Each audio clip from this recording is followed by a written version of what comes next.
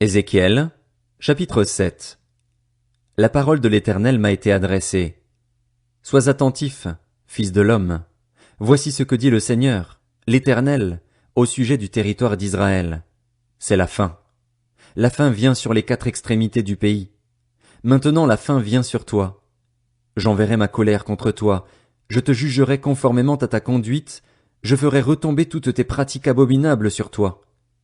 Mon regard sera sans pitié pour toi, et je n'aurai aucune compassion. Au contraire, je ferai retomber ta conduite sur toi, et tes pratiques abominables se manifesteront au milieu de toi. Vous reconnaîtrez alors que je suis l'Éternel. Voici ce que dit le Seigneur, l'Éternel. C'est un malheur unique. Le voici qui vient. La faim vient, elle se réveille contre toi. La voici qui vient. Ton tour arrive, habitant du pays. Le moment vient, le jour approche.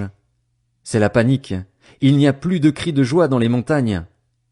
Maintenant, très bientôt, je vais déverser ma fureur sur toi, je vais aller jusqu'au bout de ma colère contre toi. Je te jugerai conformément à ta conduite, je ferai retomber toutes tes pratiques abominables sur toi. Mon regard sera sans pitié et je n'aurai aucune compassion. Je ferai retomber ta conduite sur toi, et tes pratiques abominables se manifesteront au milieu de toi. Vous reconnaîtrez alors que je suis l'Éternel, celui qui frappe. Voici le jour, le voici qui vient. Ton tour arrive, le bâton a fleuri. L'arrogance s'est épanouie. La violence a grandi pour servir de bâton à la méchanceté. Il ne reste plus rien d'eux, de leur foule bruyante et de leur abondance. On ne trouve plus rien de valeur chez eux. Le moment vient, le jour approche. Que l'acheteur ne se réjouisse pas, que le vendeur ne se lamente pas, car ma colère ardente éclate contre toute leur foule bruyante. En effet, le vendeur ne récupérera pas ce qu'il a vendu, même s'il reste encore en vie, car la vision concernant toute cette foule bruyante ne sera pas révoquée. Chacun mène une vie marquée par les fautes. Ils ne retrouveront pas des forces.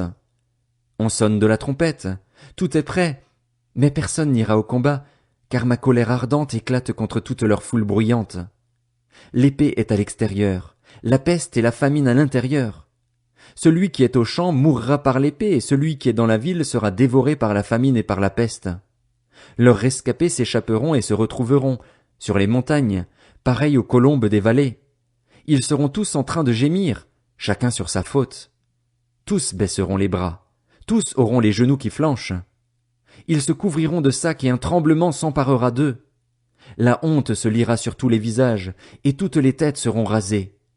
Ils jetteront leur argent dans les rues et leur or sera un objet d'horreur. Leur argent et leur or seront incapables de les délivrer le jour de la fureur de l'Éternel.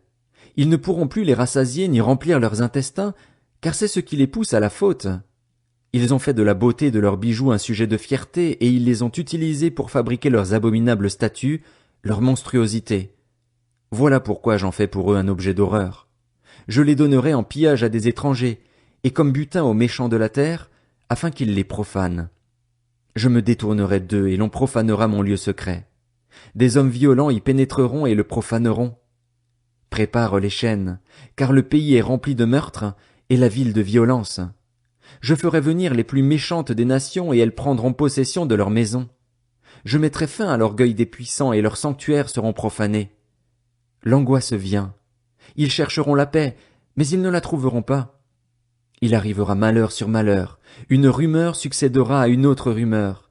Ils réclameront sans succès une vision aux prophètes. Les prêtres ne connaîtront plus la loi. Les anciens n'auront plus de conseils à donner. Le roi prendra le deuil. Le prince aura la consternation pour habit. Les mains de la population du pays seront tremblantes. Je les traiterai en fonction de leur conduite. Je les jugerai d'après leur jugement. Et ils reconnaîtront que je suis l'Éternel. Ézéchiel, chapitre 8. La 6e année, le 5e jour du 6e mois, alors que j'étais assis dans ma maison et que les anciens de Juda étaient assis devant moi, la main du Seigneur, de l'Éternel, est tombée sur moi. J'ai regardé et j'ai vu apparaître une forme qui avait l'aspect du feu. Depuis ce qui semblait être ses hanches jusqu'en bas, c'était du feu, et depuis ce qui semblait être ses hanches jusqu'en haut, c'était resplendissant, une sorte d'éclat étincelant. Il a tendu ce qui avait la forme d'une main et m'a attrapé par les cheveux. L'Esprit m'a enlevé entre terre et ciel et m'a transporté dans des visions divines à Jérusalem, devant l'entrée intérieure orientée vers le nord. C'était là qu'était installée l'idole de la jalousie qui provoque la jalousie de l'Éternel. La gloire du Dieu d'Israël était là, telle que je l'avais vue en vision dans la vallée. Il m'a dit, Fils de l'homme, lève donc les yeux du côté du nord. J'ai levé les yeux du côté du nord, et voici que cette idole de la jalousie était au nord de la porte qui conduit à l'autel, dans le passage. Il m'a dit, Fils de l'homme, vois-tu ce qu'ils font? Vois-tu à quelle pratique abominable s'adonne ici la communauté d'Israël pour que je m'éloigne de mon sanctuaire? Mais tu verras encore d'autres pratiques tout aussi abominables. Il m'a alors conduit à l'entrée du parvis. En regardant, j'ai vu un trou dans le mur. Il m'a dit, Fils de l'homme, perce donc le mur. J'ai percé le mur et une entrée est apparue. Alors il m'a dit, entre et vois à quelle pratique abominable et funeste il s'adonne ici. Je suis entré et, en regardant, j'ai vu qu'il y avait toutes sortes de représentations de reptiles et de bêtes monstrueuses, ainsi que toutes les idoles de la communauté d'Israël, peintes sur le mur tout autour. Il y avait 70 hommes, des anciens de la communauté d'Israël, qui se tenaient debout devant ces idoles. Jaazania, le fils de Shaphan, était au milieu d'eux. Chacun avait un encensoir à la main, et l'odeur provenant du nuage d'encens se diffusait. Il m'a dit, Fils de l'homme, vois-tu ce que les anciens de la communauté d'Israël font en secret, chacun dans sa chambre pleine d'images sacrées? De fait, ils se disent, l'Éternel ne nous voit pas, l'Éternel a abandonné le pays.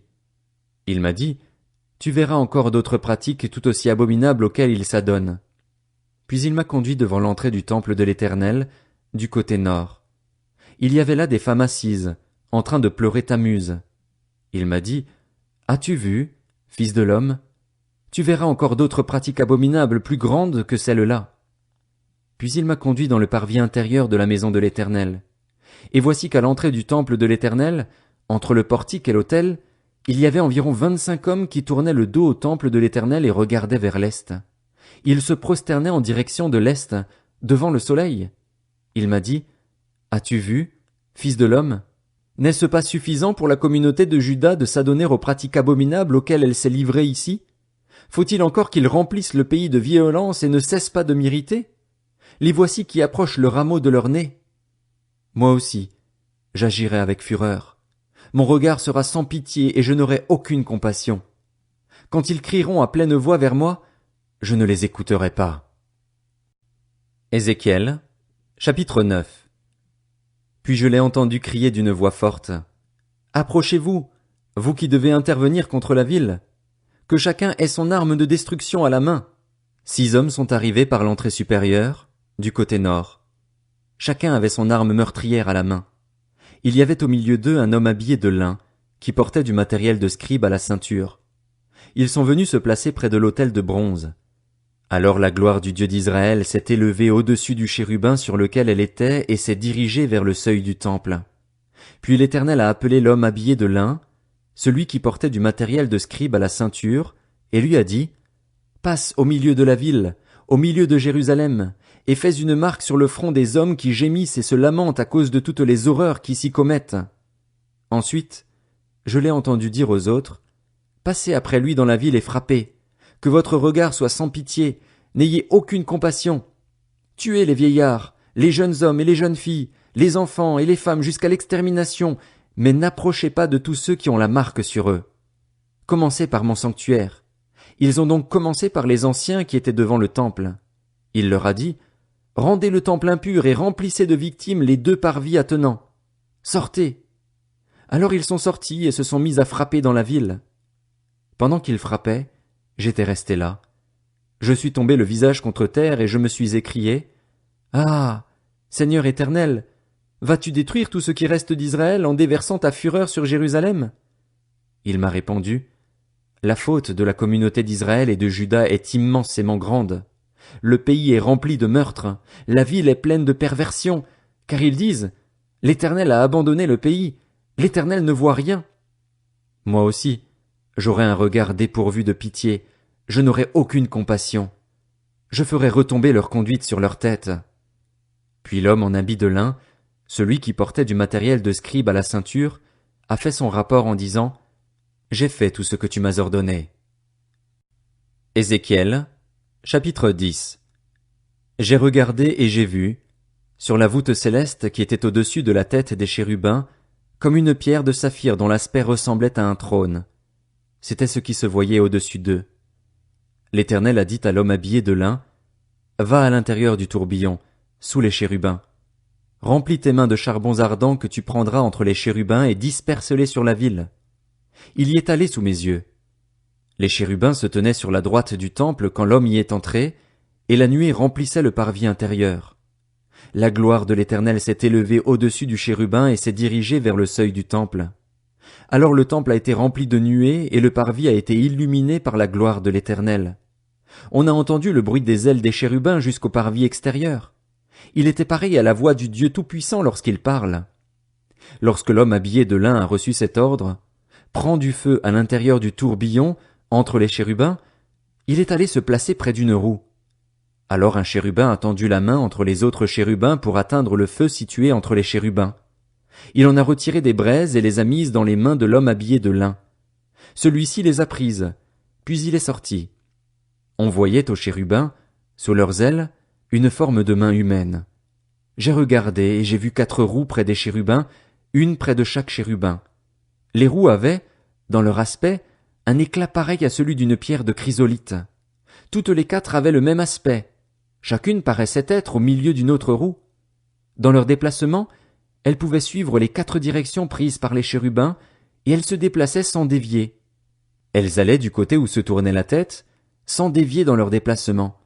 Tout le corps des chérubins, y compris leur dos, leurs mains et leurs ailes, était couvert d'yeux tout autour, ainsi que, pour eux 4, les roues. J'ai entendu qu'on appelait ces roues tourbillons. Chacun avait 4 visages. La première face était une face de chérubin, la deuxième une face d'homme, la troisième une face de lion et la 4e une face d'aigle. Puis les chérubins se sont élevés. C'étaient les êtres vivants que j'avais vus près du fleuve Kébar. Les roues suivaient les chérubins dans leur déplacement et, quand les chérubins déployaient leurs ailes pour s'élever au-dessus de la terre, les roues ne se détournaient pas d'eux. Même là, elles les suivaient. Quand ils s'arrêtaient, elles s'arrêtaient, et quand ils s'élevaient avec eux, car l'esprit des êtres vivants était en elles. La gloire de l'Éternel s'est retirée du seuil du temple et s'est placée au-dessus des chérubins. Les chérubins ont déployé leurs ailes et se sont élevés de terre sous mes yeux quand ils sont sortis, accompagnés des roues. Ils se sont arrêtés devant l'entrée de la maison de l'Éternel, côté est, et la gloire du Dieu d'Israël était au-dessus d'eux, tout en haut. C'étaient les êtres vivants que j'avais vus sous le Dieu d'Israël, près du fleuve Kébar, et j'ai reconnu que c'étaient des chérubins. Chacun avait 4 faces et 4 ailes, et il y avait quelque chose qui ressemblait à des mains humaines sous leurs ailes. Leurs visages ressemblaient à ceux que j'avais vus près du fleuve Kébar. C'était le même aspect. C'étaient eux. Chacun allait droit devant lui.